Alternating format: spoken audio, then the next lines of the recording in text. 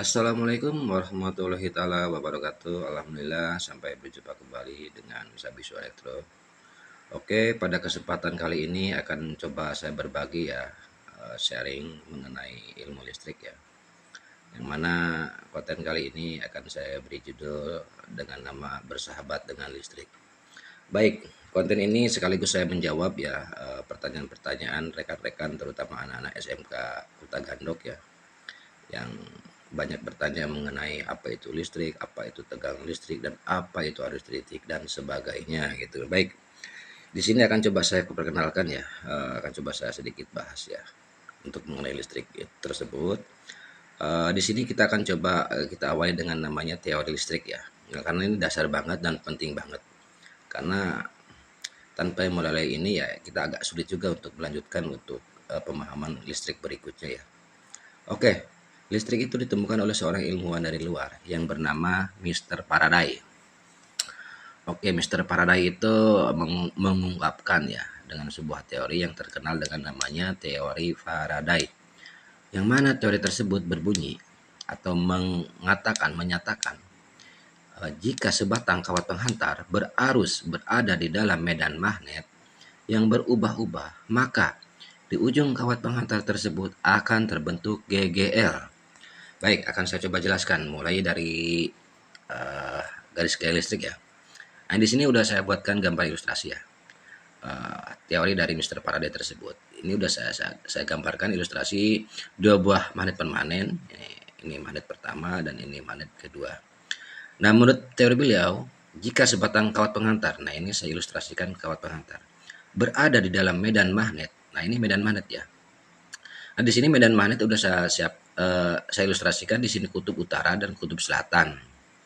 Yang mana apabila suatu magnet permanen kutub yang berbeda dihadapkan, maka di situ akan terbentuk suatu gaya tarik menarik gitu ya. Ya, menurut hukum magnet kan seperti itu ya. Kalau misalkan dia dihadapkan dengan satu kutub, dia akan terjadi gaya tolak menolak. Kalau misalkan beda kutub, dia akan terjadi gaya tarik menarik. Nah, di sini teori Faraday menempatkan si kutub tersebut berbeda kutub gitu kan. Di sini antara kutub utara dan kutub selatan. Nah di sini jika sebatang kawat penghantar, berada di dalam medan magnet. Nah, ini medan magnetnya. Titik-titik ini saya ilustrasikan garis gaya magnetnya. Garis gaya magnet. Nah, jika sebatang kawat penghantar berada di dalam medan magnet yang berubah-ubah. Nah, di sini secara teknisnya nih garis gaya magnet nggak berubah-ubah di sini. Justru yang berubah itu malah kawat penghantar tersebut. Nah, di sini. Oke, karena syaratnya terjadi listrik menurut teori Faraday itu harus ada gerakan ya. Harus ada gerakan atau perubahan. Nah, di sini secara teknis justru gerakan itu adanya di kawat penghantar tersebut. Nah, baru timbul di sini namanya GGL. Kalau ada gerakan. Nah, GGL ini, garis gaya listrik ini bisa kita ketahui dengan menggunakan alat bantu yang namanya galvanometer. Oke, untuk teori Faraday ini hubungannya erat sekali dengan namanya suatu teori atau hukum Ohm dalam ilmu kelistrikan. Yang mana hukum Ohm itu berbunyi tegangan sama dengan arus listrik dikali dengan hambatan atau tahanan listrik. Oke, udah mulai bingung kan? Oke, pelan-pelan. Coba saya jelaskan ya. Oke ya, secara garis besarnya seperti itu ya. Karena ini dasar banget ya. Ini paspot ya, katakanlah ya. Ini penting karena untuk melanjutkan ke tingkat berikutnya ya.